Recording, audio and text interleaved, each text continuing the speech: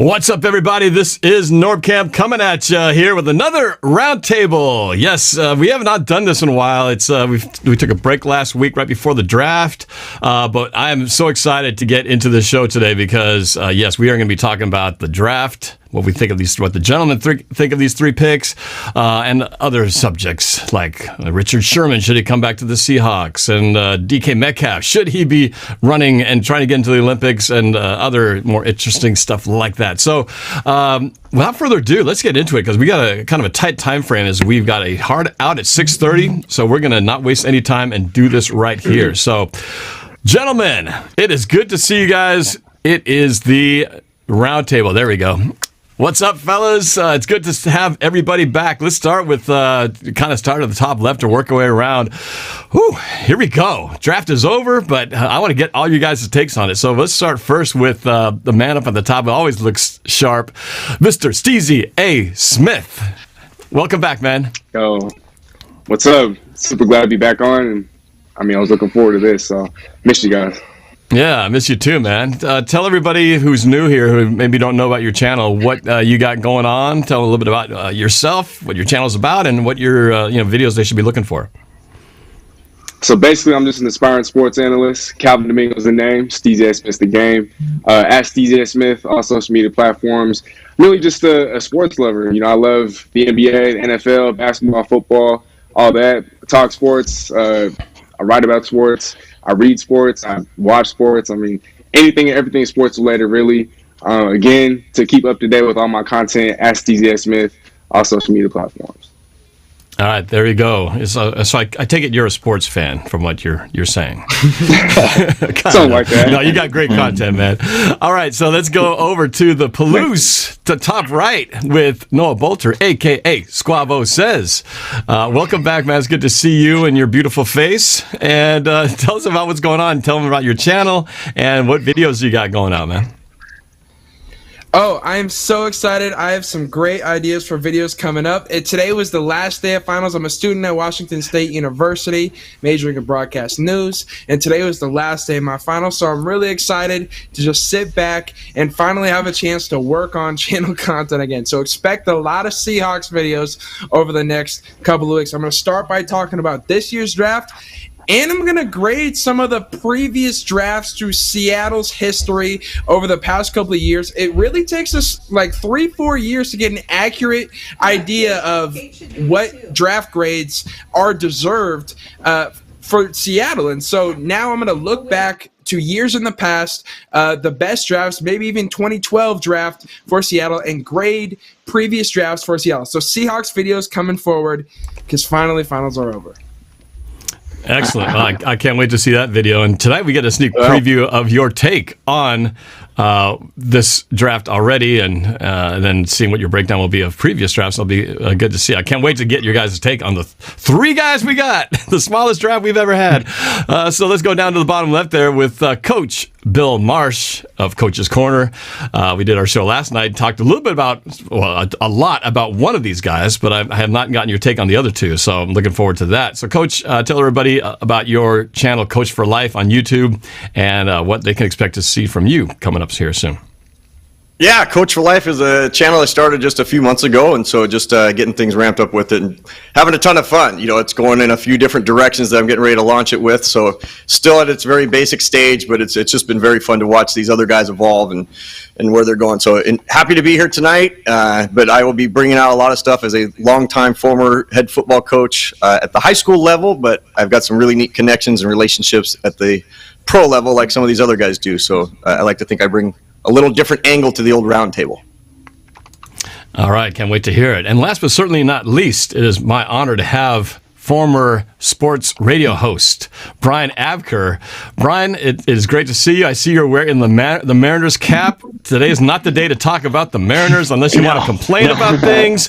But we're not going to go there. We're going to talk about football here. But tell everybody, just kind of remind everyone where they can find you, because I know you don't do the YouTube stuff, but you do have a social media channel, and I know I see you on Facebook posting things. So let the audience know where they can find you at. Yeah, absolutely. You can find me on Twitter at Abker, Abker. I'm not on there as much as I used to be. but I'll pop on there, to comment about big events just like the draft and things like that. And you can find me on Facebook, and once we become friends, then we can become friends on Facebook and talk about anything. But also something I haven't plugged in the past that I'll just kind of throw out there. My day job is working for Zillow, and I work with mortgage lenders. And if you are a lender out there and you're looking to connect with prospective borrowers, most of them that aren't attached with a real estate agent already, so you can feed your agent network, reach out to me. I'll be able to happy to walk you through what we do at Zillow and see if it's a good fit for how you're trying to build your business. All right. That's the first time I think you've actually talked about what you do for your business here. But I'm glad you're doing it, because this is an interesting time right now with real estate market as it is, and I have to talk to you off the record, because I'm trying to determine whether I should refinance or not at this point with the interest rates as low as they are. But we will save that for another time when we do our Money Talks new segment with Brian Abker. The Money Roundtable. Money Roundtable. There you go. You can tell me about Bitcoin and what I should be doing there. But anyway, side note. But we got a short show today, so let's get right into it. As everybody knows, the draft was interesting. I think, at least I was definitely surprised when the Seahawks didn't drop back and acquire more picks, and they ended up picking the same number that they came in with. So I want to kind of get everybody's initial just reaction to, we'll get into specific players, but let's just go around the horn and just in general, were you happy with the draft? Were you surprised at how it played out? Let's just kind of get the bird's eye view, and then we'll kind of dissect these players a little bit more in depth. So Steezy, why don't we start with you, man? What was your general reaction to the way the draft turned out? Well, for what it's worth, John Schneider did talk about how he was going to trade down. They had a trade, but then last minute it fell through. But I think overall, I'm pretty satisfied. I think given the circumstances, 3 draft picks, which became 4, but then went back to 3. I see how it was pretty solid. Maybe Eskridge was a slight reach at 56th overall in the second round, but he fits the system perfectly. Trey Brown, I think he's another DJ Reed, but he's physical. He's a dog. Stone Forsythe, I think, was one of the biggest steals of the draft. And so overall, we added positions in need, and I think instant depth. I mean, these guys are going to be able to contribute now. And so overall, I'd say it's something along the lines of a B. Brian, let's go to you. We'll mix it up the direction over a little bit here. What was your general reaction? Are you pleased? Were you surprised? What was your overall feel? Yeah, no, I was thrilled, actually, and I was surprised, but shouldn't have been. Had we really taken the time to really think about it, with all the players that were returning for a super senior year due to COVID, and the ability to not go see players and no combine, and John Schneider alluded to this in his press conference that, hey, we just didn't have a full complement of all the information that we wanted on a lot of players. So when we're trying to get many players in a draft, this year didn't set up for that. So it makes sense why he wasn't trying to accumulate a bunch of players. And I thought they had 3 needs going into the draft. Some people thought they had more. I don't. I thought they had 3 needs. They addressed them all.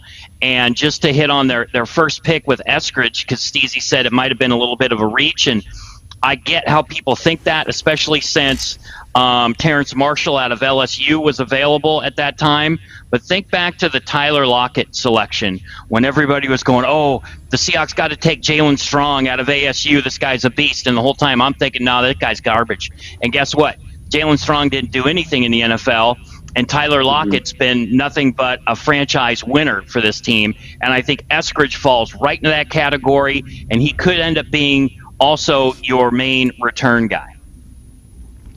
Yeah, I didn't know much about Eskridge going into the draft. Coach Marsh definitely enlightened me last night with not just talk of it, but the tape that he showed, pulled some pretty amazing stuff that made me more of a fan before the draft, and certainly now after watching a few of the things that you pointed out. So, Coach Marsh, to transition to you, I know you're super high on Eskridge. You haven't really talked about the other 2 guys, but overall, what was your bird's eye view on the draft? Besides Eskridge, I know you like him. Were you happy in general with the other 2 picks? Hey, I was ecstatic, especially if we were going to keep just the 3 picks that we had and not trade. That I think, like everybody, we all expected there to be 7 picks coming out of this thing or something. So the fact that we only had 3 was fantastic in terms of the picks that we had. Love that we, like Abker said, we nailed every single spot. The reason I don't get overly caught up in the draft is because, like Squabble said, it takes a while to really evaluate it. So I always go in with a little bit of caution in terms of, I don't get too amped about it. I don't get too down about it. It's just, if you're going to rank the season and free agency and the draft and OTAs and all those other things, the draft to me in terms of emotional aptitude is the lowest. But in terms of the excitement of who we drafted, it's as high as it's been based on the number of picks that we had. I'm with you guys in terms of, I went in and thinking there were 3 spots we needed to address, and they did address every single one. Maybe not in order. I kind of had corner, line, and then receiver. They went receiver, corner, line. But I think in the end, it's hard to really find any fault with the way they approached it. And really, the only surprise, usually you're kind of expecting the unexpected with the Seahawks. I think the biggest unexpected thing was that everybody thought, they're going to definitely trade out of the second round. And like you said, Stevie, it sounds like they were trying to, and they just couldn't find a partner, so they just had to take who they wanted there. But let's go to you, Squabo. What was your general reaction? So far, it sounds like everybody's pretty happy. Are you just as happy as the rest of the gentlemen here? I can't put a finger on exactly how happy they are right now because we haven't really dove into it yet. But I'm pretty happy about how we handled this draft. And I think Coach Marsh and Brian were on point when they were talking about how with the picks that we had, we 100% capitalized. And referring back to Tyler Lockett with that comparison, you're exactly right. Dwayne Eskridge, he has an opportunity to be a difference maker. He is so versatile. He went back and played corner defensively. He was a gunner, a kick returner. He knows how to run block. He is a physical player, 5'9", 190. He's a fast guy too, 4'3", 840. So there are a million stats we can get into, and I want to get into on each of the players, but I think Eskridge was a good pick, and I think he is going to benefit us. I think we got most of the positions that with only 3 picks we should have got. Those were the first 3 positions I would have gone after. I wish we would have had more picks, but don't we all? So given those 3 picks, I think we did a really good job, especially counting what we did in undrafted free agency.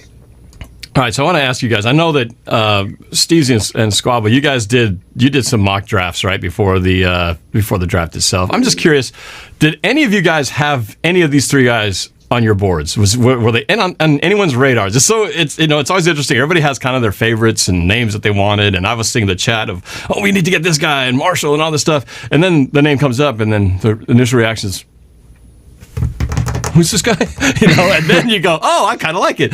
So did any of you guys have any of these 3 on your boards? I'm just curious if it was all kind of after the fact, or did any of you guys have any, was it on anyone's list? No? After for me. After for me. Definitely after.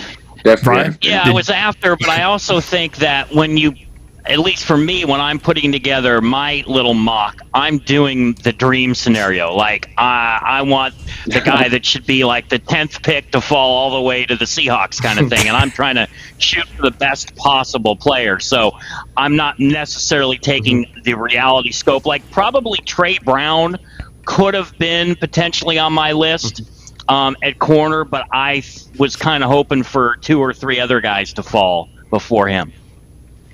Yeah. All right. So I just wanted to find out because I think we were all somewhat surprised, and we're all kind of retroactively trying to figure out who the heck are these guys.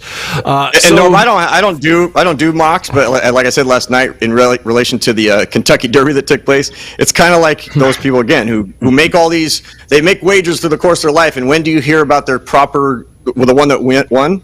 When it won, right? Like, I had that winner. Like, I knew they were going to win. Well, same with the mock draft. The only people you hear from now are the people who may have got it right, but you don't hear from anybody else who didn't get any of those. It's so hard to predict them. And the other thing is, people that get so caught up with, wait till they have to face an NFL guy. Wait till they have, everybody had to eventually face an NFL guy and then get better and overcome it. So we'll get into it more, but I just think it's funny that people do these mock drafts and then we get someone else, and then everybody's like, who's this guy? Why did we get him? He'll never make it. Well, no, you're comparing him to a guy who's been in the NFL for 4 or 5 years. Of course he has to prove it against a pro guy. Give him a chance, you know? That's just funny. The funny thing is, Coach, people forget that guys like John Schneider and Pete Carroll know more about football than all of our knowledge combined, right? I mean, they know these players. They know what their needs are. They know who they can coach. They know the personalities of the players they're drafting. They still make mistakes, no question, but to question draft picks, to me, is laughable, because we all think we know something, but we don't know jack. Yeah. But Brian, I go on my Zillow app like once a month, so I know as much as you do, even though you do it every day, watch it every day. But when I do my Zillow mock draft of the nicest homes in the area I live in, like I know I've nailed it, and I know it better than you do. And when some new person comes along, I'm like, dude, wait till that guy has to go face a real estate agent out there and a real person who's dealing with stuff. I mean, it's the same thing, right? Like, give us a chance. It's our first day on the job. Yeah, right. People are ripping them apart like Eskers. They're ripping them apart. I'm like, no, he's not DK Metcalf yet. But when we're saying like he could be, like it means he could be, because all those guys, like you said, Lockett has to overcome it. So we'll get into it. But I think that's my take coming into this. Is I come from that angle of, like, dude, let's wait and see with these guys. Give them a chance. Let them be excited. Too, you have these. It's like, how long have people been predicting the end of the world? Right? They've been saying, the end of the world is this day. Right. Oh, it didn't happen. Oh no, it's going to be on this day. And then someday they'll probably get it right. March 2020. See, I was right. I only missed 50 years, but I finally got one right, and here it is. It's the end of the world. Right. But Easy and Squabo, were you guys excited when we got Curse and Baldwin? Like the day that we signed those guys, were you guys excited as young little whippersnappers? Like, awesome, yes, now we're Super Bowl ready. Like, no. Back then, I remember people saying, like, what we did. We picked up who in the unrestricted free? We picked up who out of Stanford? No, he could go back through the litany. I can't wait to see the breakdowns of the draft stuff, Squabble. Well, even Russell Wilson, right? Nobody really was buying into Russell Wilson, right off the bat, because especially when we had so much money invested in what's his name? Who was our quarterback? They just signed the several $1 million contract. You nailed it right there with that. And who was our guy? Matt Flynn. Matt Flynn. Yeah, it's like it seemed like no possible way that they would relinquish the starting quarterback job to a guy who they committed that much money to, and yet here we are. Thank goodness that they did. And Coach, to your point, and when we get into talking about the UDFAs, there was like 9 UDFAs in Seahawk history under Pete Carroll and John Schneider that were major contributors and starters on this franchise. Man. We'll get into that. Absolutely. So, you never know where they're going to come from. That's why I'm really excited about this UDFA class too. There's a lot of potential there. Yeah, they got a lot of them. I think we excel at that, and we don't give credit where credit's due. Like, with these draft picks, like let's give credit to the fact that we got some great athletes that are coming in. Let's give credit to Schneider and Pete Carroll for getting the guys that we need. Let's start giving credit to those guys for what's happened since the whole Russ thing took place. Not that we're going to talk about that tonight, but I mean, how many things have they done right over the last few months that they didn't say anything about? They didn't come out and do press conference for status quo, but they're putting all these pieces together. And like, people just don't want to just sit back and go, man, if you look at the last 2 months, and now at the end you grade it and you stop grading it in middle of January, end of January, like, let's get through the summertime where we're still doing stuff and look at things. I mean, that's who we are, and that's what makes it fun to talk about these things right now. But at the same time, like, I'm that kind of eternal optimist. Like, these guys have a proven track record. We're a winning team, second win in this organization. We've got all our pieces back. We've added the right pieces. Like, man, I shared it last night how amped I was for the picks and the combination of the draft. But let's for once give credit where credit's due when we're doing the right thing. Yeah, and it's hard to be doing the right thing for so long, right? So it's easy to blame. And we could have a quarterback that's complaining all the time like they do in Green Bay, but no, our quarterback's happy. Everything's good. Like, can you imagine having that Green Bay scenario taking place in Seattle? Oh, my gosh. The Trolls would be going crazy. Well, the big difference is that Russell never actually said any of the things that Aaron Rodgers seems to be saying. It was always just things that often were taken out of context and pushed more into but we're not going to get into that. We're not going to do that. I do want to get more into these draft picks. So before I do that, I want to just recognize Jake Guerrero in the super chat. Says, "Yo, what's up, fellas? What's up with KJ though? Go Hawks." Well, I can quickly we could talk about that. Do you guys still think there's a chance he'll get here? Are we going to get surprised and are we going to be announcing something in the next couple of weeks that, hey, KJ's coming back? And anyone feel like that's changed or that ship has sailed? Or do you guys still think that is it still a possibility? Yes, he'll be a Seahawk. No doubt. The longer Abker? we wait, the more likely it gets. Abker? Yeah, I agree. I'm very optimistic that he's going to re-sign. Steezy? Yeah. 100%. I mean, we didn't draft a linebacker. Dallas drafted a whole bunch of defense, and it doesn't count against the compensatory pick formula. So now's the time, or at least sometime in the next couple of weeks. Yeah. And Squabble nailed it. Squabble, you had the best line of the bunch there. The longer this goes, the better chance that he's coming back, in my opinion. I think a lot of people's opinion. Yeah. All right, so we talked a little bit already about Dwayne Eskridge, and if you want a really detailed breakdown, watch our Coach's Corner show from last night. Coach Marsh did a great job of getting some really nice clips showing what this guy can do. But Noah, you talked about how you compared him a little bit to Percy Harvin. I've heard the comparisons. The speed definitely is there, but I want to hear some additional feedback. Abker, let's hear your take on Eskridge. I know you're high on him too. Yeah, what I like is the fact that the dude's got wheels. He's versatile. He has good hands. I mean, he's explosive. He adds another dimension to the wide receiving core. And as much as we all love DK, let's not kid ourselves. Tyler Lockett's the best receiver on the team. And Eskridge is very close or in the same mold as a Tyler Lockett, and might be faster and might be more explosive.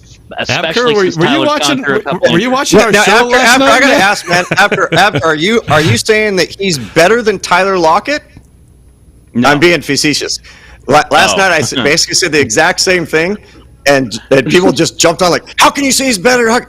People failed. People jumped on you saying, "Are you saying that Eskridge is better than DK Metcalf?" That's what they were. But I know that. But that's I'm what they saying were the same assuming thing. you were saying. But what Abker just said was he's in the mold. Like, you're going to have to mold him to become a Tyler Lockett type. But people kind of take one little part out and go, "Oh, he said he's better." Right, yeah.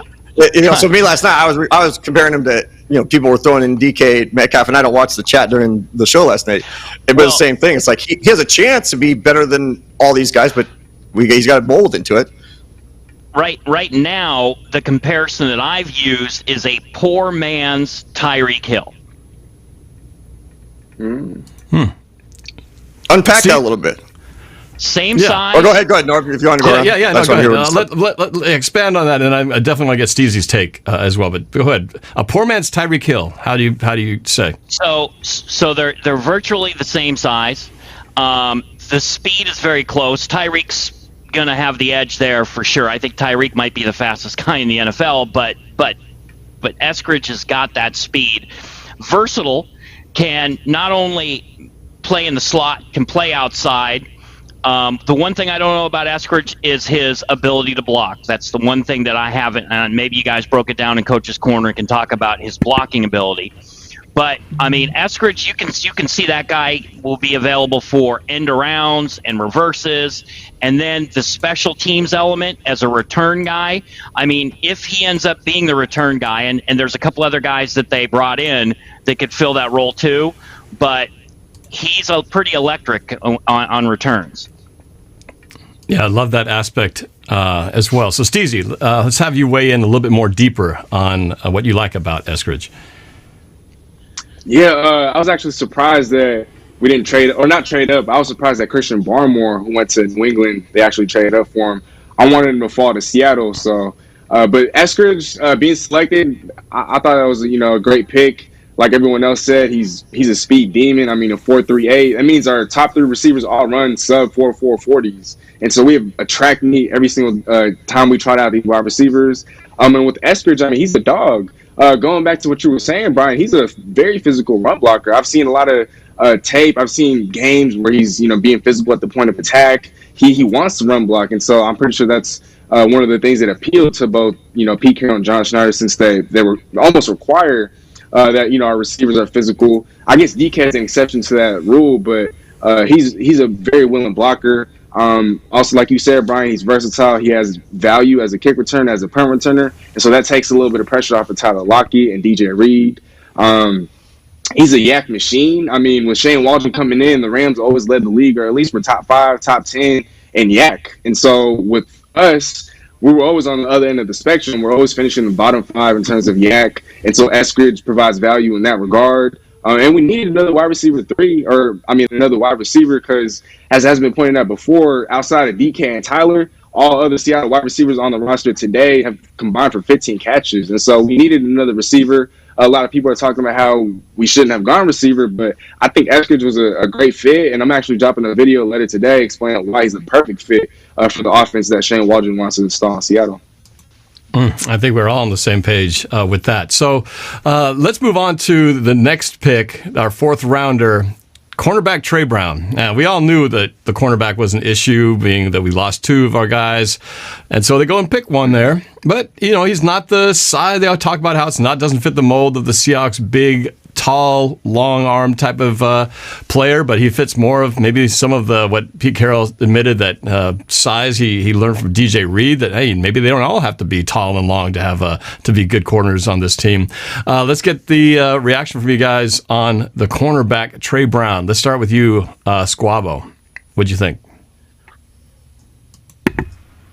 Norb, if I could just kind of tie these two together, because Trey Brown and D'Wayne Eskridge both bring something to the table that the guys haven't really touched on, but it's the main reason Seattle went after these guys. And it's how much they love football.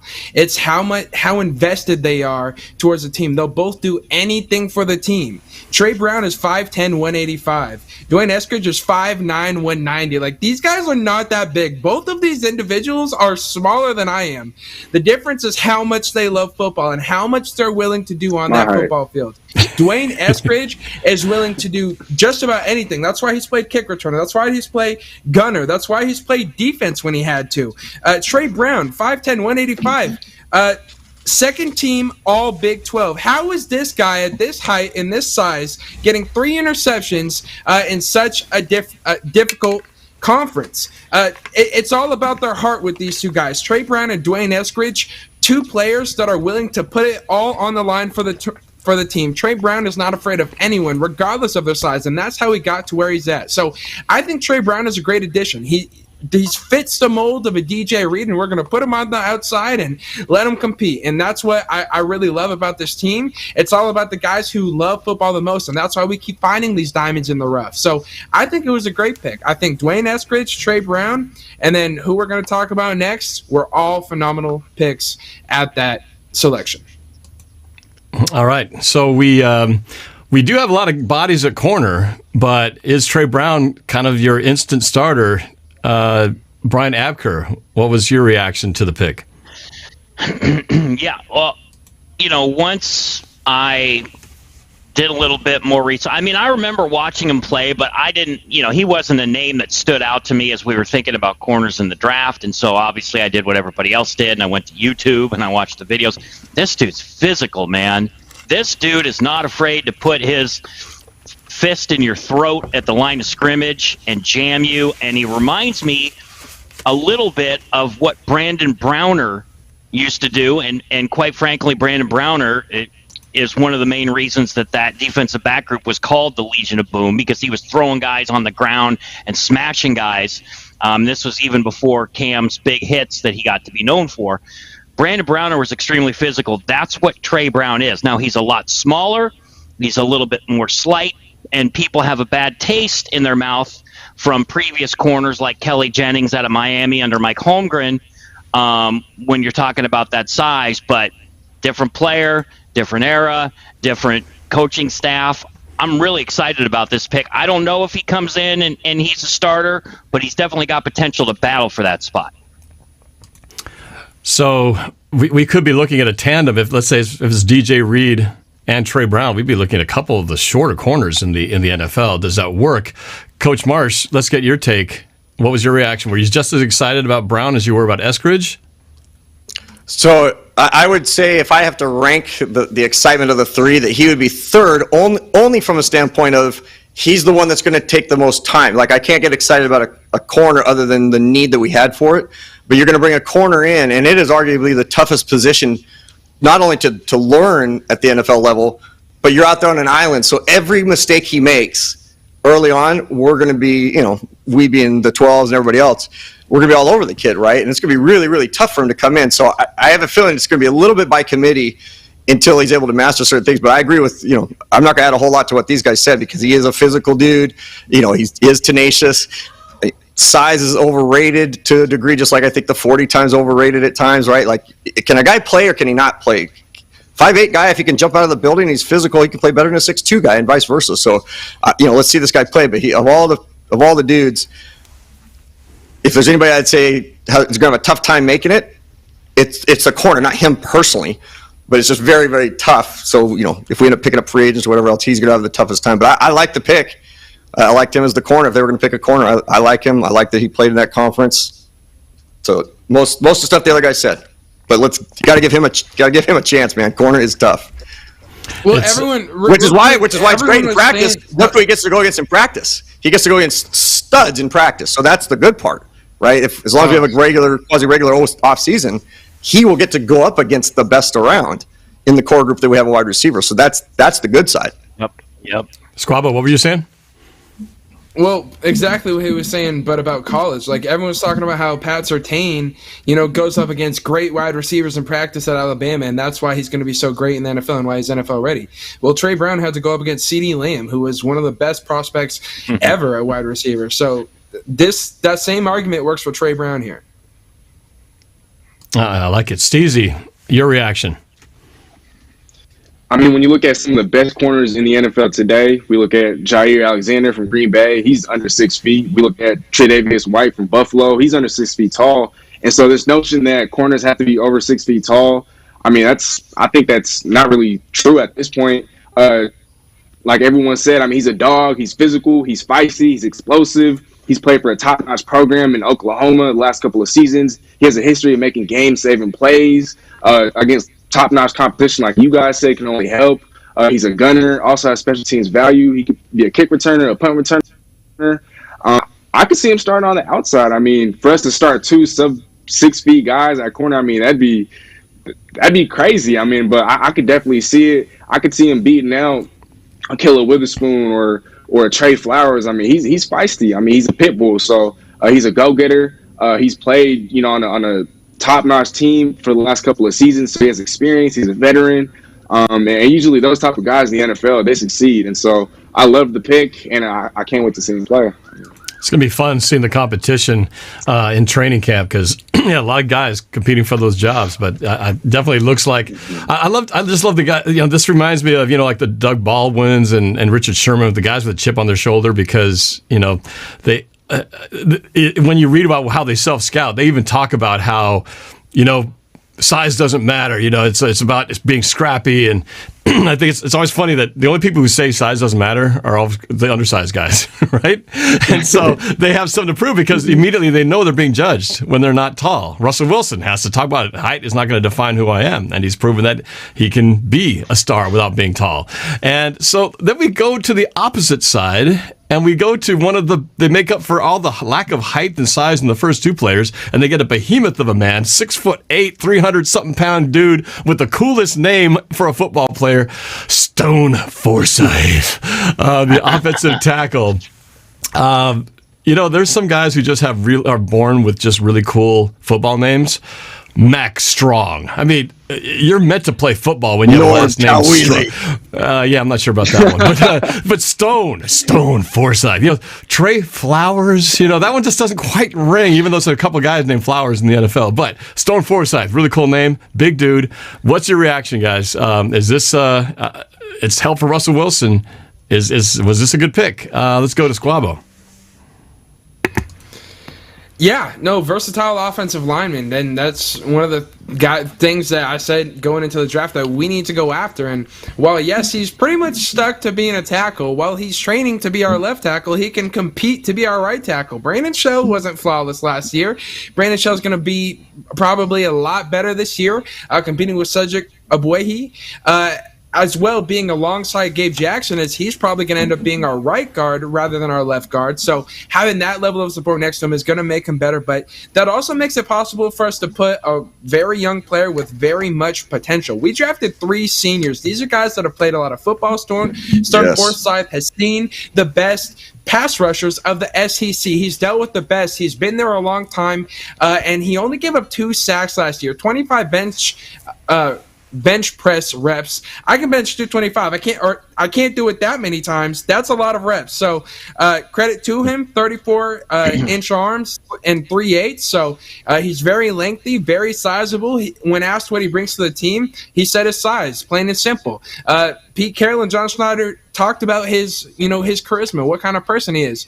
A lot of teams are turned off because of the fact that he's not outgoing and he's not got that attitude that maybe a Trey Brown has, because he's not been slept on his entire career. But whenever you find a behemoth like this, that late in the draft, not only is it a great pick, but he has a chance to compete day one at right tackle. He's going to get better every single day behind Dwayne Brown and behind an offensive line that has been struggling with injury problems. Adding a depth piece like this late in the draft was a phenomenal move, 100% worth it.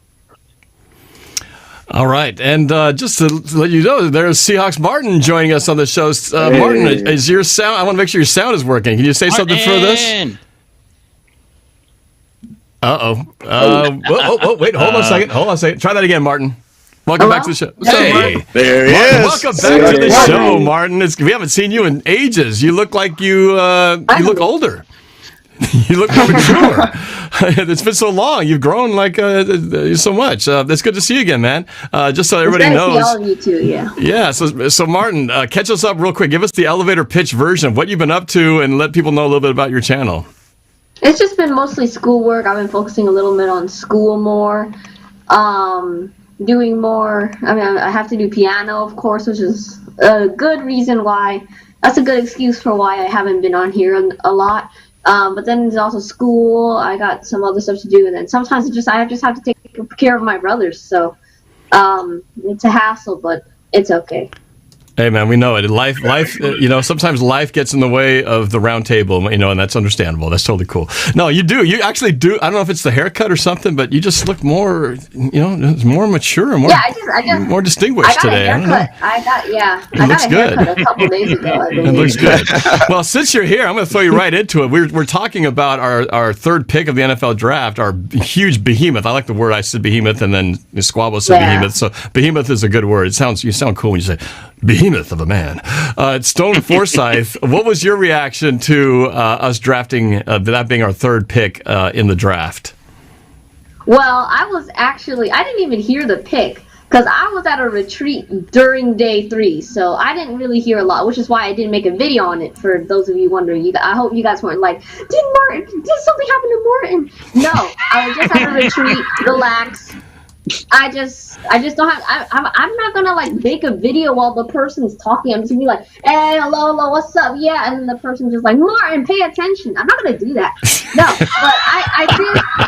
Man, pay attention out there in the super chat. Listen to this guy. I love it. I did look up a bit on Stone Forsythe. First off, love the name. Like Stone is a great name for an offensive lineman. Seems like a great guy. Checking his highlights here, he seems like he could do a lot, especially the tackle position. I do not think he's going to take over Dwayne Brown for a while, but now that Dwayne Brown's getting older, he might not have a lot of years left in the tank. But as for right tackle, I mean, Brandon Schill, he's got a lot of work to do. So, I mean, if you could bring Stone Forsythe in there, he could do some. He can maybe even fight for the starting position. You never know. But he seems like a promising dude, and hopefully he's a stud. Yeah, I like it. Look at it. Little Martin's been gone for weeks. He comes back in sharp. Jeez, if anybody's a stud, we're looking at him in the bottom right corner. Yeah, that's the walking encyclopedia, as we used to call him, until he had a few bad trivia days, and then he kind of lost that title. Yeah. But it's funny because like I was so horrible on Seahawks trivia. Then I go to algebra like the next day. We have a math Kahoot, and then I end up in the top 3. I'm like, maybe I lost a bunch of my sports brain cells and then just converted them to algebra. So I'll take that as a good thing. Well, that one, probably means a little bit more in your life than the NorbCam trivia one. But I love what you have to say there. I agree with you. Stone is a great name. It's good to have that for an offensive lineman. Maybe not if you're a receiver, because you don't want to have Stone applying to your hands or anything like that. So, but with that, let's go to Steezy. Let's get Steezy's take on Mr. Stone Forsythe. What do you think, man? Man, I love the pick. I mean, he should have gone, on day 2, rounds 3 to 4. Bleacher Report even projected that he was supposed to go in between rounds 1 to 2. And so just to get him in the 6th round was an absolute steal. As everyone already said, he fills the position of need. And I totally agree with Squab, but I think I could see him pushing Brandon Schiff for the starting job at right tackle. He's already a great pass protector. I think an NFL-worthy starter, and just in terms of his pass protection, he does need to be a lot more physical for a guy that's 6'8". I mean, 308 pounds. That might seem like a lot, but for someone who's 6'8", who plays tackle in the NFL, that's just not enough. But playing alongside a guy like Damian Lewis, even if Damian Lewis is moving over to left guard, I mean, Damian Lewis is a mauler. He's a dog. We got dogs on the O-line. So I have all the faith in the world in our coaching staff and the rest of his teammates. I think that they're going to be able to beef him up. He just needs to improve a lot as a run blocker, and so I think he could definitely accomplish that. But he will be the future at left tackle. I think as soon as Dwayne Brown retires, like Seahawks Martin said, he will take over at left tackle. But if we see him push for that starting job in training camp, and if he excels at right tackle, I mean, maybe we see that as soon as next season.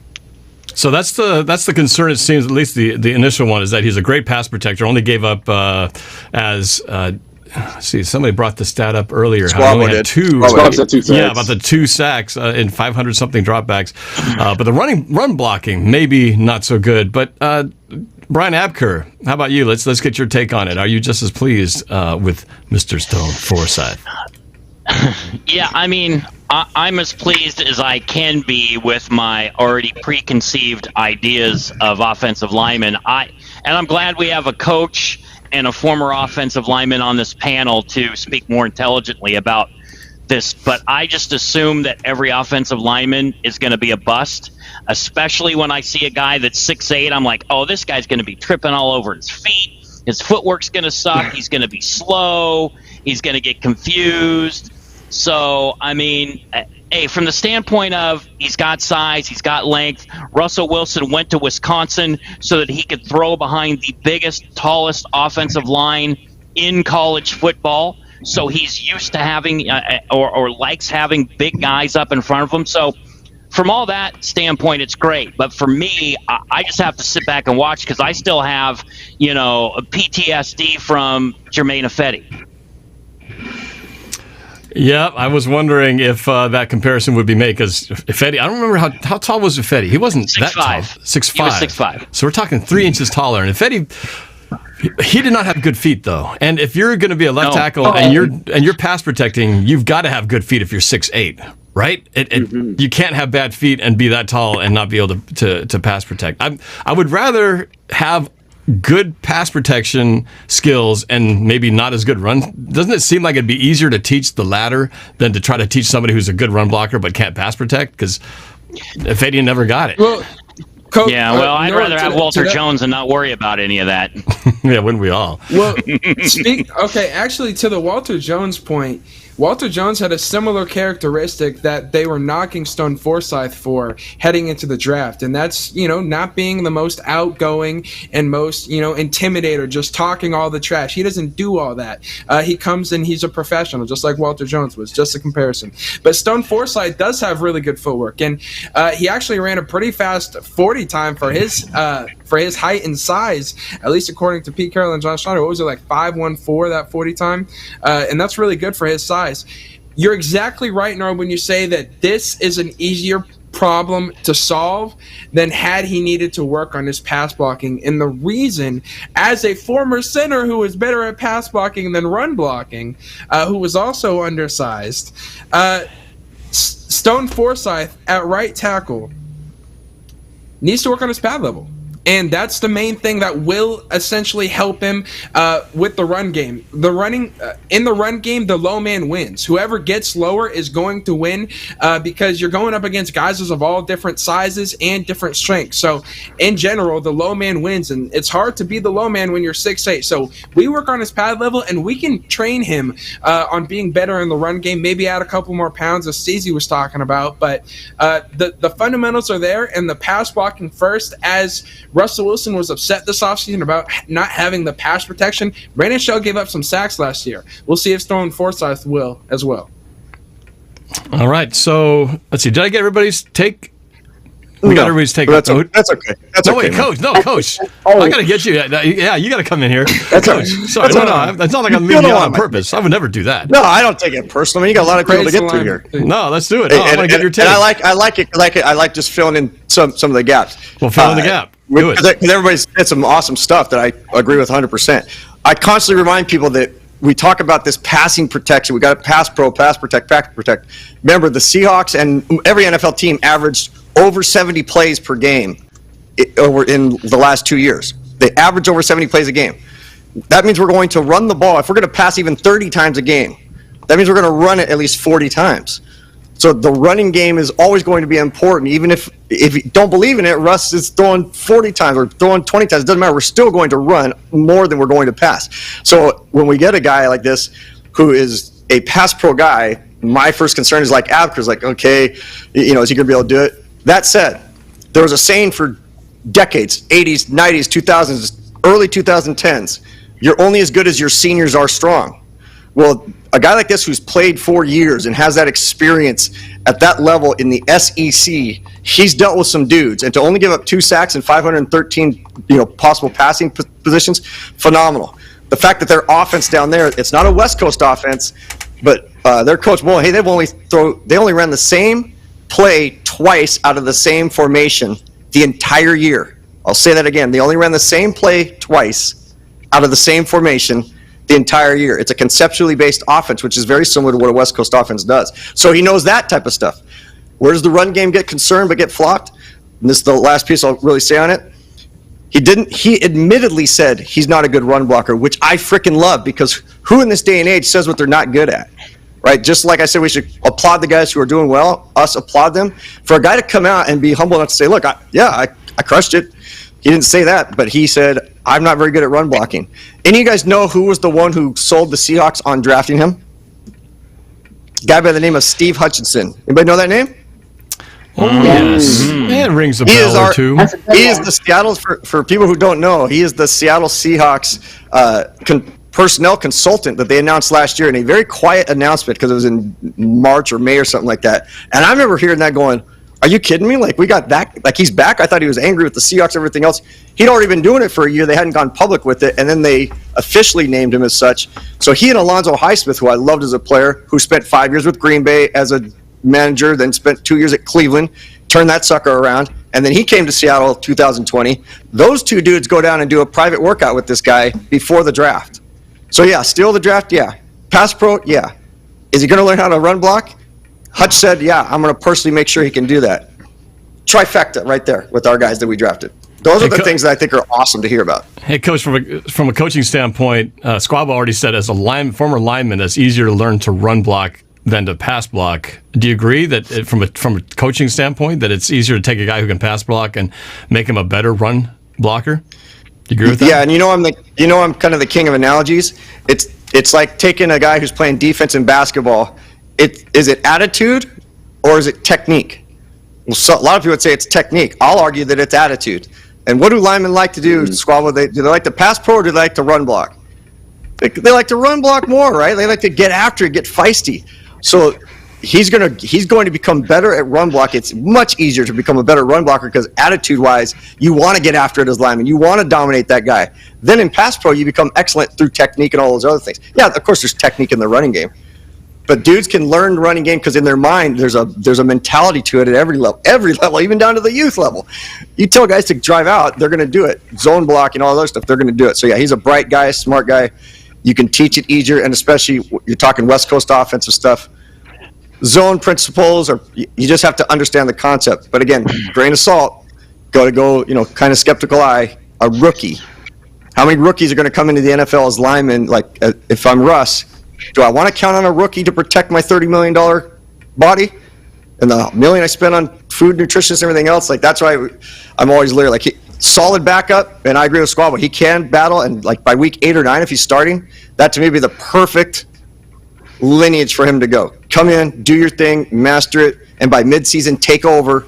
But let's not thrust him in there right away. And now he's giving up 2 sacks, and he might be a little soft and reading in the newspapers that everybody's upset at him and stuff because he's a quiet, reserved guy. And I love Stone, man. I mean, where would you rather go, 31 flavors or Stone Cold? Man, Stone Cold ice cream came out. I'm taking my kids to Stone Cold just because of the name. I didn't care for the ice cream, man. I'm like, I like the name. Stone is awesome. I agree with Seahawks Martin, man. Stone Cold, yeah. We've seen that used many times, that name combination. So we got about 25 minutes left in the show. It's going by fast. I do want to get a few of your guys' undrafted free agent diamonds in the rough. But there's a couple questions that popped up here. One of them in the super chat from Guile G says, what do you guys think of Stafford in the West? I don't want to take too much time on this, but I guess from a standpoint of we've got so many quarterback changes here, how concerned are you in terms of the battle for the NFC West quarterback change? We all knew that Jared Goff was not a great quarterback. Jimmy G's time is quickly elapsing. We're going to have totally different 2 quarterbacks here in some of the toughest teams that we're going to face. But Matt Stafford, Coach Marsh, you've been on the record saying you are very high on him. I want to get the reaction from others. Brian Abker, I see you nodding over there. Are you afraid of Matt Stafford? Do you think he's going to be the answer that's going to bring the Rams back to the top? Or is that a lot of overhype? No, it's overhyped. Listen, Stafford's a really, really, really good quarterback. He's extremely tough, but let's face it, he is now on the back end of his career, has suffered a few injuries, is in a new division where he's got to learn the tendencies and the player personnel, and he's got a lot of catching up to do, and he's got to build that chemistry with his wide receiver. Those things don't happen overnight.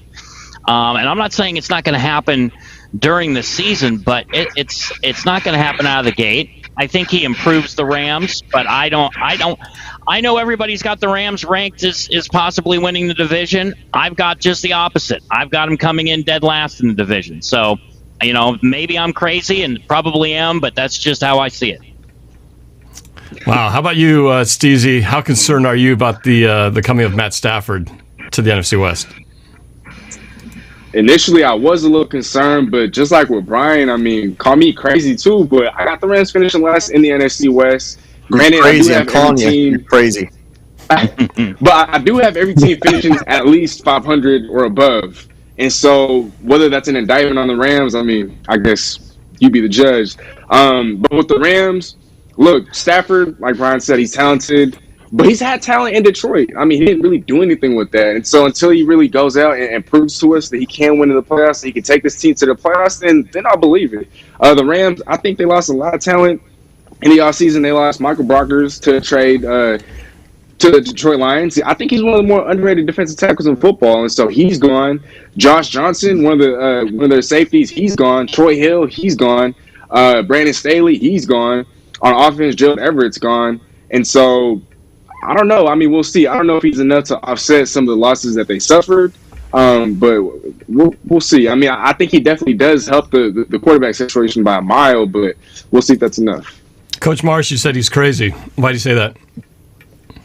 Well, I mean, if you take all the quarterbacks that are in our league, I'll get to. You want me to hit on Stafford, or you want me to hit on my take on the whole division? I can reply directly to him on that.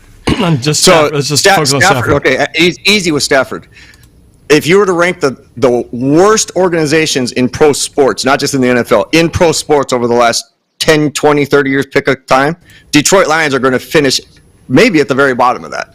So the fact that he is now going to an organization where he's got a mind, on the offensive side in McVay, and he's got a defense that's going to be doing, all the pieces that you need, and the guy is durable. The guy is, he's tough as nails. He can throw the ball well.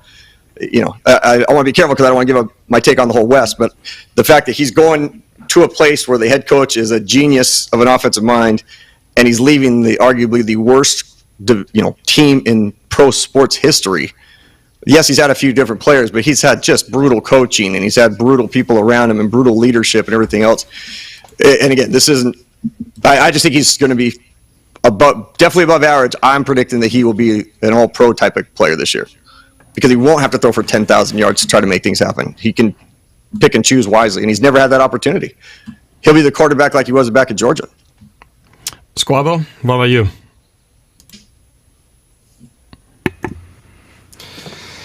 Man, totally lost the train of thought. What was the question? Oh, we're talking about Old Stone ice cream or 31 flavors. It came initially Cold Stone, from for sure. the super chat question. What your thoughts about Matt Stafford coming to the NFC West? Okay, thank you. Okay, yeah, so I agree with Coach when you talk about how much better Stafford is going to be with this organization. I do think Stafford is going to be marginally better, if not more than that, with this offense because of Tutu Atwell as well, who they got in the draft, because of some of the talent that they have around this offense. This is a good offense, and this is an offensive-minded head coach. So this offense is going to be really good. It's going to put up numbers. It's going to be explosive. Stafford has a big arm. Be ready for that. The Seahawks are going to beat the Rams because of their defensive losses, and that's going to be the big reason that I still say Seattle's better than the Los Angeles Rams. But the Rams' offense is going to put up a lot of points, and we're foolish if we don't believe that. Martin, how about you? Have you been keeping up with developments in the West? A lot of changes at quarterback. Matt Stafford, a big part of that. That the Rams are hoping will turn things around for them, or at least get them to compete for the title in the West. What do you think? Now, for a long time, the Rams have been similar to the Bucs. All they lacked was a quarterback. For the Bucs, it was Jameis Winston. For the Rams, it was Jared Goff. Now, Matt Stafford, yeah, he's way past his peak, but honestly, I think he still might be better than Goff. And in Detroit, he doesn't have as much talent around him as he does now that he's going to be in LA. You got Cooper Kupp. You got I believe Robert Woods is still there, right? I feel like I'm tripping up for some reason. No, Woods is still there. Woods is still there. Okay, yeah. But I mean, they might have lost a few guys, and that's the reason why I don't think they're going to end up in first, but they're certainly not ending up in dead last either, in my opinion. I'll say second or third. But Matt Stafford will have a positive impact, but not positive enough to just skyrocket them all the way up to first. Okay. All right. So there we go. We got a couple of guys thinking they're going to finish in last. I'm with Martin. I kind of have them, I think, finishing in second. But, are we talking division? Are we still talking division? Because I gave on Stafford, but I definitely have a take on division. Oh, yeah. No, we were talking division. Go Squabble. Go Squabble. He just compared Stafford to Brady. Are you let's make that clear. Martin, I like the Goff to Winston comparison, but Stafford to Brady, I don't know about that one. Okay, yeah.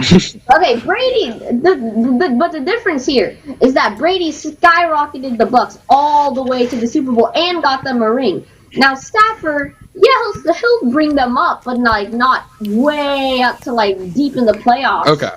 He'll get them maybe to the playoffs, but he's not gonna run them all the way deep. No way. Not like. Okay, we agree. Bucs were lucky, man. It wasn't all about Brady. They had a lot of luck. I'm going to stand by that. There was a lot of luck. The Packers should have beat them in that game. Come on, Norb. I'm telling you, man, there was a lot of luck. I'm not saying that he wasn't good, but I'm not going to just hand him over and just say that he's the only reason that they won. That team was stacked, had a lot of defense on there. Anyway. So let's. All right, we'll move on from. Oh wait, no, Coach Marsh, you want to talk about the this is like the forget me show, which is okay. I don't take it personally. I don't take it. No, go ahead. Am I off to? Am I one of those guys because I can't see where we're on the screen? Am I just off the screen that you're looking at? Like everybody else is on the screen and you got me just shaded off the screen. Your face is blurred, when they're hidden, when they don't want to have their identity review. And actually, he's using half your screen for an advertisement, so it's just half of you, and then the rest is advertising. He's got a commercial for Zillow that's rotating over my face constantly. Click here for more. No, so Coach March, your take on the impact and how the West, I guess, will finish. We didn't know we were doing a West prediction show. Are the three guys not named Abker or Norb familiar with a division that was once called the Black and Blue division? Does that ring a bell to you guys? All right, well, there was a division in the NFC. I can tell by the look on their faces.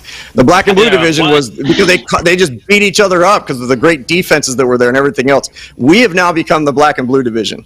So for quarterbacks, it's going to be who can maintain, who can make it work well. We know that 2 of the quarterbacks in this division are durable, right? I mean, we know our guy's durable because he's been that. But can he maintain that, right? We've already had that discussion. Then you got Stafford, who 9 of the last 10 years has played all 16 games. Again, in the worst organization in football, he's played all 16 games, and he's thrown the ball way more than those guys, okay? Now he comes to those other places. I see him going to a Rams team that, yes, they've depleted, but we don't match up well against the Rams. We just never have the last 5 years, right? We just don't match up well against them.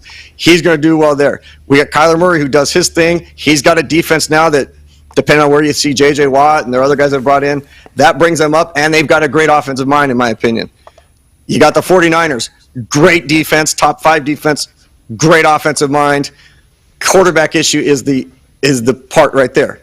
So as I look at these, and I was working on this a little bit as you guys were talking, I only just rhetorically think of this, even out there in the super chat. If you were to look at quarterback, defense, and the offensive mind that's going to lead the quarterback, if you average all those things out, it's very tough to figure out because at quarterback, of course, our guy's going to be up there with Stafford.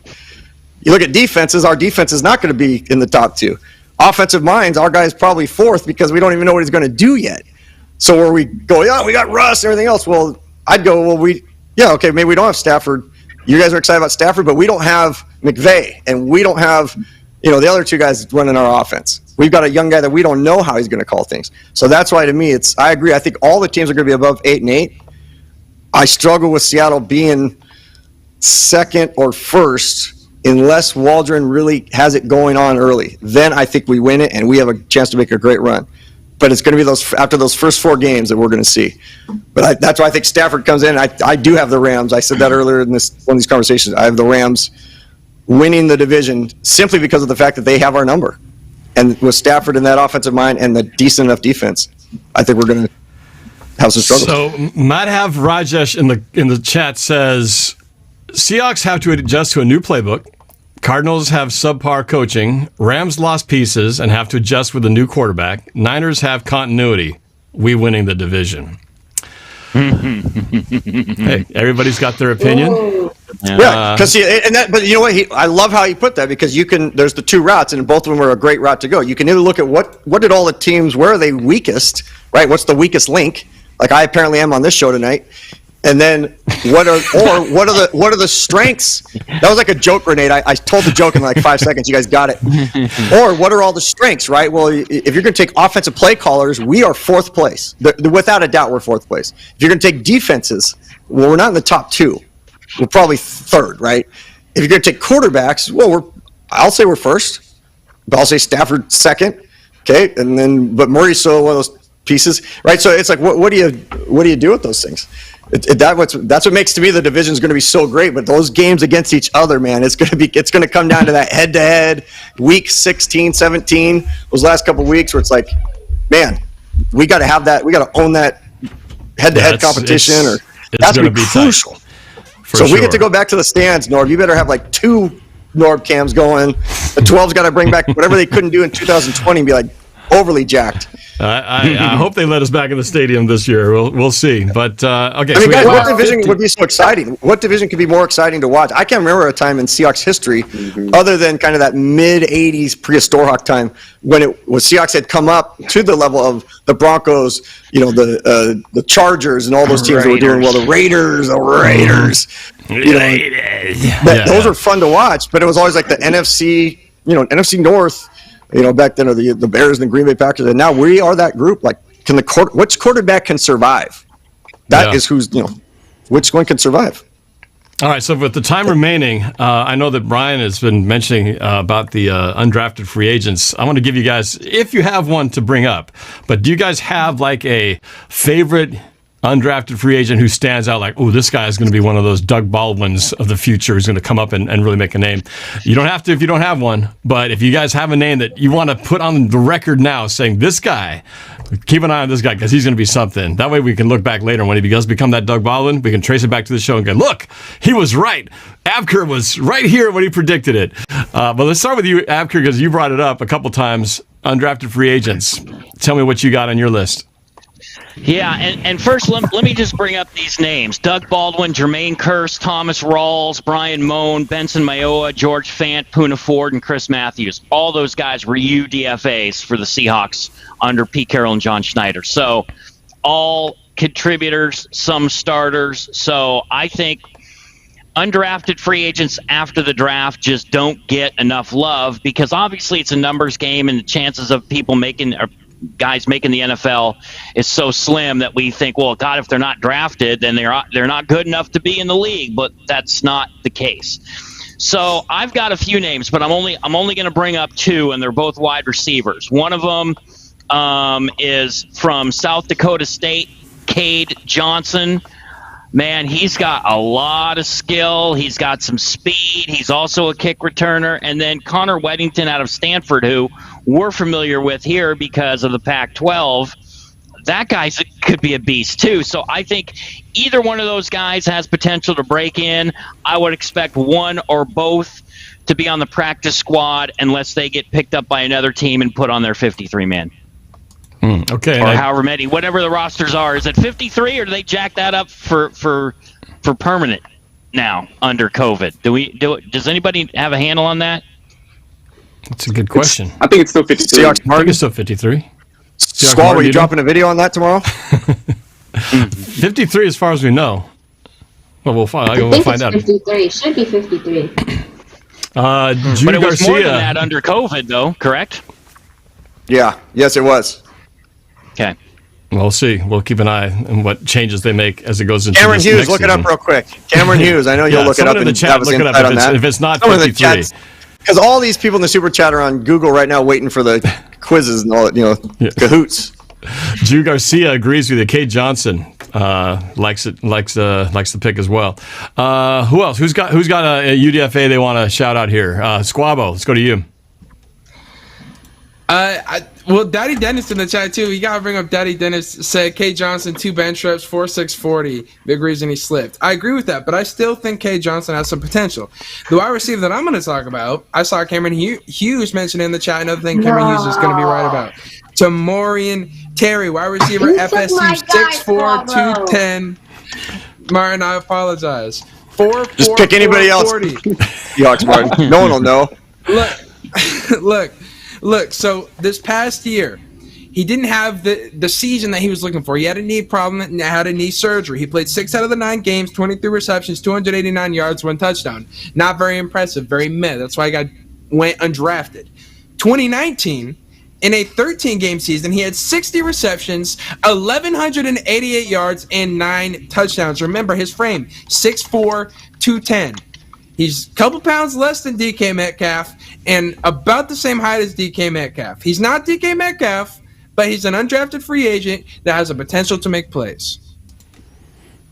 All right, I like it. Martin, you said you had one, and then you said he stole it from you. So you could either agree and build on that, or do you have another name? Do you have another name? I agree with what so you sorry. said. Yeah. Okay, good. It's so good. he was your guy. He was your guy. 3. He's not me. I didn't get another guy. Oh, so that was the name you had. So he stole your one choice. Yeah, that was the name I had. Yeah. Okay, all right. Well, great minds think alike. That's what it means. Steezy, did you have a UDFA you wanted to shout out here and predict for the future? Yeah, I mean, just to kind of piggyback off of what Squab was saying about Terry, I mean, if not for the inconsistencies and the injuries, I mean, I saw mock drafts in which he was going as high as round 4. And so he definitely has a lot of talent. And, with NFL level coaching, I think he should definitely take off. And he has an opportunity in Seattle. I mean, again, even if Eskridge is the real deal wide receiver, we still need depth at the receiver position. Freddie Swain is solid, but we do have a lot of open spots at wide receiver. So he definitely has a role in the future. And then a guy I would like to point out is, what's his name? Brian Mills. I think he's the only corner who was taken after the draft from an HBCU, and so shout out to him for that. But when I was looking at some of the undrafted free agent cornerback rankings, he was the highest rated one, and he also has an opportunity to kind of compete for some time at cornerback. And so he's definitely someone to look out for. He's 6'2". He fits the mold of a Seattle corner. And so although we've kind of gone away from that with DJ Reed and Trey Brown, I mean, ain't nothing wrong with kind of going back to that with Brian Hills. I think he has a future in Seattle, and definitely be on the lookout for him. All right, Coach, not to leave you out and make you feel like the unappreciated man today, do you have any undrafted free agents that are on your radar? Well, so here's the angle I'm going to come with that's totally different. And that is, having been lucky enough, as a lot of people know, having had a mentor who coached in the NFL for 22 years, was my high school coach. So having that relationship, the one thing I learned over the course of time with unrestricted free agents that are drafted, and if you look at the lists, and I haven't even looked at the list, so I'm not giving you a name, but I'd be willing to bet that of all the names that are on there, by position, 80 to 90% of them are non-lineman positions. They're receiver, corner, linebacker, running back. Why is that? Because your unrestricted draft or unrestricted free agents that come in, they are brought in to see if they can do something special teams-wise early on and possibly develop into that position that they've been brought in on. And if you look at the names that Abker mentioned, all those guys, when they first came in, Baldwin, he was the stud when he got back there and did the returns, and all these other guys, you might not remember what they did, but as he was naming those names, I'm picturing plays they did on special teams. So if a guy can come in and they feel like in an interview, he said, yeah, I did like special teams, or I will play special teams. That will resonate more than the other things. Why they get dropped in the draft or lower, that just could be numbers. Like, hey, there's too many running backs, or there's not enough running backs that are good, so they don't get drafted. They do get drafted. But pay close attention to that. The guys that might make it, did they play special teams? And then the guys that do make it, watch them on special teams. That's why they made it. And then hopefully they're going to evolve as a nice backup, and then maybe, then you get the surprise starter, like Abker mentioned. So hopefully that's a nice little piece as you guys put some great facts together. That, again, that's not a take. That's my mentor sharing that with me, that is one of the loads that they look at, is who can help us right now this year with special teams that may also develop into the player at their position. Coach, that was a great answer for something where you had no names to answer for, but it was a great answer, well articulated. I love the way you were able to phrase that without actually having a name to provide. But that was well put. And to your point, Coach. Thank you, Norbert. Yeah, just to back up his point, by my calculations, the Seahawks signed 12 UDFAs. 5 of those are either offensive or defensive linemen. So all the rest are all skill position players, so that there's the opportunity for, just like Coach said, special teams and development. So far, 7 of the 12. What's that? So far, you said 7 of the 12 are not. So we'll see as they go along if that hits the 80%. 5 of the 12 are our linemen of some sort, yes. Offensive or defensive linemen. Gotcha. Okay, so a couple things worth noting. The Seahawks getting the rights to Aaron Donkor, who's a linebacker out of Germany who comes to the Seahawks through the International Pathway Program, which was started in 2017.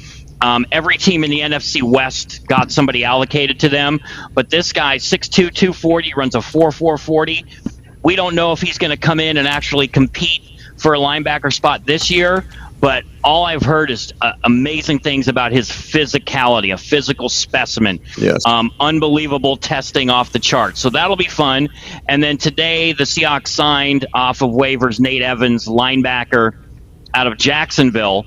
So when we were talking about the KJ Wright thing earlier, and I still agree with Squabo's point, like the longer it goes on, the better the chances are that KJ signs with Seattle. But I also think the more free agent linebackers the Seahawks bring into camp, the more they're trying to separate from the KJ thing. So it's still's intriguing to me on whether KJ Wright comes back to the Seahawks or not. I still believe he will, but every time they add a linebacker, I think the chances go down just an eyelash.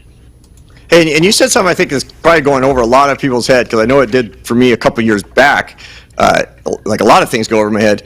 But most people, like when you mentioned where he came from, like I know my wife was like, he came from where? Like Germany? Like, is there football there? And I said, no, yeah, and kind of explained what it was. But can you unpack maybe a little bit of what that is? Because some people are like, well, is that a development league? Is it the D League like NBA basketball? Is it this? Or maybe somebody else? I can articulate, but I'd rather someone else shoot it out there if they want.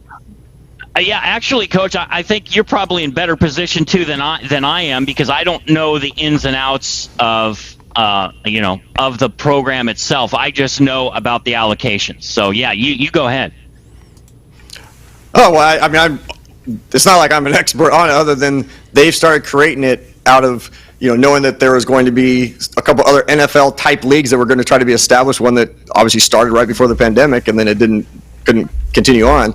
So you have these development leagues, and obviously NFL Europe is trying to take off, and that's why we're playing games over there and such. So it's just a chance to A, make the game global, B, get more people that they can find, but also have the NFL have a little bit more take on development of some of these players in certain areas. So sometimes there's going to be players that come in that they might come from Germany, but they're not German, and they might come from France or wherever else they're playing, but they're not necessarily from that nationality. So there's a lot of multiple reasons for it, but I think it's cool to know that there is another thing of football that's being played, but it's not like the D League basketball like NBA has created this these kind of developmental league to come through from that standpoint. A lot of verbiage that goes out there that is kind of inaccurate, but I don't have like the perfect description of it, other than I think it's cool. Like, I think it's just another way to look at another. Very fascinating. Hey, we can do a whole show on that, right? A whole show on the international flavor of football. Because Seattle, Seattle is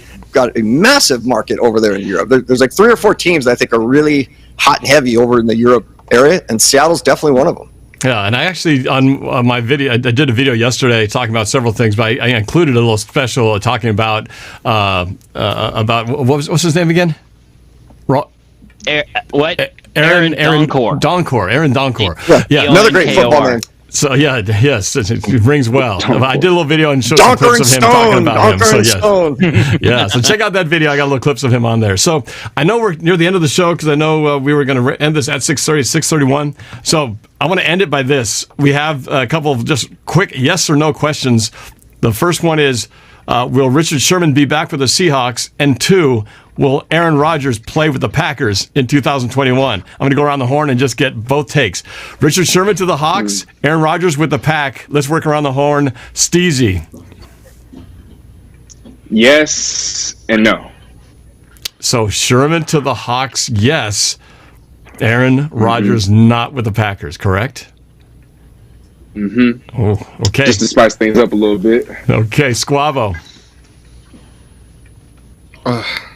No and no. No and no. Wow, so neither are going to be playing for those teams. All right. Abker.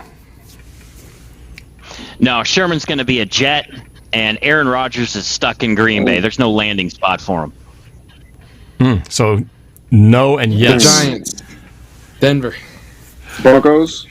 Denver got a quarterback in Bridgewater, man. They spent money, draft picks to go get him. They're not going anywhere else. But he... They just took off the next year of his deal, They just made a 1-year contract. And they passed up on Justin Fields. Yeah, they're not getting Rodgers. Stick to your guns, Abker. Stick to it, man. Don't let these guys turn you. Anything to trade to Green Bay. They don't have an AARP card. Capital. Stick to your guns. There's actually another option.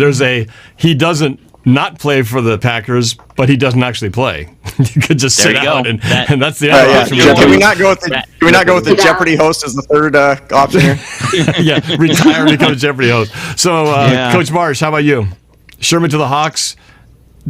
Aaron Rodgers. No chance and no chance. No chance and no chance. Because I think Pete Carroll's looking at Sherman like as the athlete he is, not the, oh man, that takes us back to a great time we had. And Aaron Rodgers, I'd say Broncos or Raiders. But he's done. It's over in Green Bay. Without a doubt, yeah. He texted me this morning and said, I don't want to be there anymore. We broke it on my little round table on Saturday with those guys, Nick LeBeau and Rain and Chef Jack Attack and those guys. A few weeks back, we felt like we kind of turned the tide bringing it up because we were so tired of talking about Russ. So we're like, what should we talk about? Like, let's talk about Rodgers leaving. Next thing you know, all of a sudden, it became this big thing. So we're going to take credit for it. Well, you guys breaking it. Me and my group of teenagers. Yeah, Yeah, well, that's credit for them. That's credit to them. Speaking of teenagers, Seahawks Martin, what do you think? Sherman to the Hawks, Aaron Rodgers with the Pack. Start playing Vince McMahon's theme song. There's no way for both. No and no. I like it. Kind of a wrestling Martin, theme here. I'm with you, man. I'm a no and no. It was nice, actually. I heard that the I think it was First Take interview with Richard Sherman, and he asked him about that, and he said he was open to it. Yeah, he still lives out here, still has his house here up in the Pacific Northwest, but he said he had been talking to Coach Carroll, and he said there's no animosity. I think the best part about that, even though it felt like between the lines, he's kind of saying it's most likely not going to happen, and the coach has said so as well. The fact that they just spoke about each other in a very positive way, because I think we all, the rumor out there was that he left on just being very disgruntled and not happy with the organization, and maybe he was at the time, but it sounds like they not happy they with have him. talked. Oh, they're not happy with him, or not happy with each other. But you know, if both sides are to be believed, it sounds like they've mended fences and they're on a good, communicating relationship, even if they may not play together or on the same team. It sounds like at least they are on good terms, which that's always a feel good thing. Can't say the same thing about and guys, I want to point out something, and for everybody in the super chat, if you take this tape or this live show and back it up 2 minutes or back it up to this point where it is now, it's going to help Norb's rate of people that are watching him, but more importantly, just watch Norb's face as he starts to realize that the group of us are saying, no, Richard's not coming back. Norb starts to get kind of this, and then when it gets to his turn, it's like, yeah, it looks like Richard's not coming back. I was not doing that. Like there's kind of like this, say yes to that. Gosh, like Norb is so like I'm stuck in the '80s. Norb is like 2014 for the rest of his life. Like I want to get him a shirt that just says 2014 for life. And everything for me is something for life. I was not one of those guys saying bring back Earl Thomas, bring back Richard Sherman. No. Just go back to the point where he had to answer. It's just like, yeah, he's going to be gone. It's like, it's okay, Norb, Matt. It's okay, Mr. Nostalgia. I already made up my mind. It wasn't like you guys made up for me. Come on, give me a break here.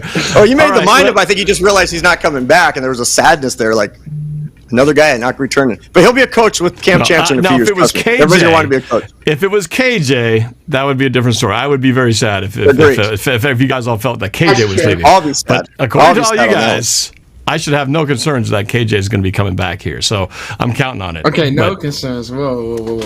Well, I should say you guys are very confident.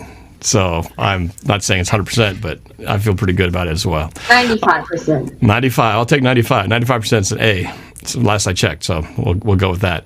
All right, so we are going to wrap things up because I did promise I'd stay on schedule and not make this turn into a Braveheart length show, and we actually managed to do that. And so, I have to say though, you did such a great job with, and I know I'm not going to give away what you did, but putting this together in kind of this new look and some really cool stuff. Like those of you out here watching, like this, we talk all the time about how hard you work.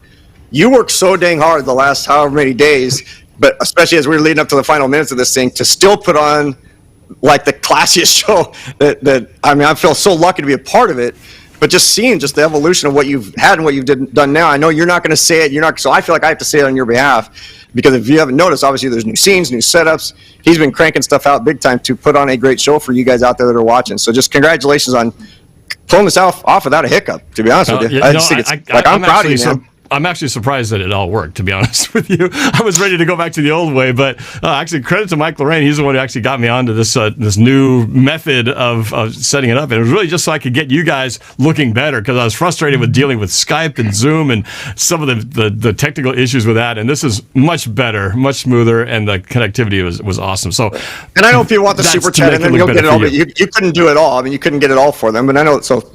That stuff will come for you guys that want the chat on there and all that stuff. But just again, super proud of you, super happy for you, very, very cool. And it's only going to make all of us better. It's going to make us strive to continue to get better. You doing awesome lifts all of us, which is great. Well, thank you. I appreciate that. And I think all the guys of the round table, it's been a while since we had all six of us on here. So I'm just excited that we get to do it, because it's always been one guy who couldn't make it, this guy couldn't make it. We have all six here, and it's great. It's good to see all of you guys on here. So, like they always say, the best way to, succeed is to surround yourself with successful people who are smarter than you. And that's why I built you guys in here, because I love what you guys bring. Your takes are awesome, and what you guys are doing on your own channels are Is that fantastic. why you told me not to be on the next few shows? Yeah. Yeah. You weren't supposed to. That was between us, man. Come on. Yeah, that's why I found out that all these roundtables that Norb said were canceled weren't actually. Yeah, right. Yeah. Why was I not invited to the last 4 roundtables? I don't know. I wanted smarter people than you. Yeah, thanks. I do want to say this, though, because we've been flirting with this idea, and we're going to make it happen, but I've been wanting to do a in-person roundtable where we literally get together around a round table and have like a live, in-person roundtable. We are working on it. We're working on a venue and a time and a place where we can get everybody together. And it may be tough because I know Squabo's over in the Palouse, and he's got, with your new presidential duties and everything you got going over there, I know it's going to be tough for you to be here in person. But with everybody else, as we're all here on the west side, I think that reality is the further we get along here in time and things start to get a little bit more doable in that fact, I'm looking forward to having our first in-person roundtable, at least 5 of us on round table and maybe 1 remotely, but it's going to happen. And yes, Seahawks Martin, I told Norb to bring in an electric keyboard so that you could still have piano. Yes, right there at the venue. That way we could do on demand. You could be playing the background music while we're having a thing. You'll have to have your piano tutor. Yeah. You have to just have your piano tutor like call in so that she can or he can teach you while you're doing the show and getting the lessons in the ear. Like you could handle all that, man. So Seahawks Martin, you got to start learning all the football themes. But like I gotta get that through my parents first, so that's gonna be a little hard. But we'll see. What happens. I know you're a busy guy. No, I know you're a busy guy, and we're lucky that you were able to make the show today. So, all right. So, not to drag this on any further, because I know people have places to go. But thank you guys for making the time. Always appreciate your insight. Thanks to all the people who super chatted and to everybody who was watching the show. We had pretty good viewership tonight, so I greatly appreciate that. And we will continue to try to put good content out there for you so you can have some takes on what's going on with your team. And next week we got the schedule coming out. We have to talk about that. Isn't that next Wednesday? Is that the same time as the show? Wednesday. So I don't know what time. I think probably comes out the same time. I think it's right at the same time. So we might have to react to it real time, the schedule, and that might be what we talk about next week. So it's going to be fun. I can't wait to start talking about when these games happen, where they're going to be, and if we're going to be making any flight plans, steady of these places. So, all right. Well, thank you guys. Make sure you check out everybody's channels. The links are in the descriptions. You can see your social handles on the titles there. But appreciate you guys being here. We will talk to you guys at the next show. Have a great week. Go Hawks, baby. Go Hawks. Go Hawks. You guys too.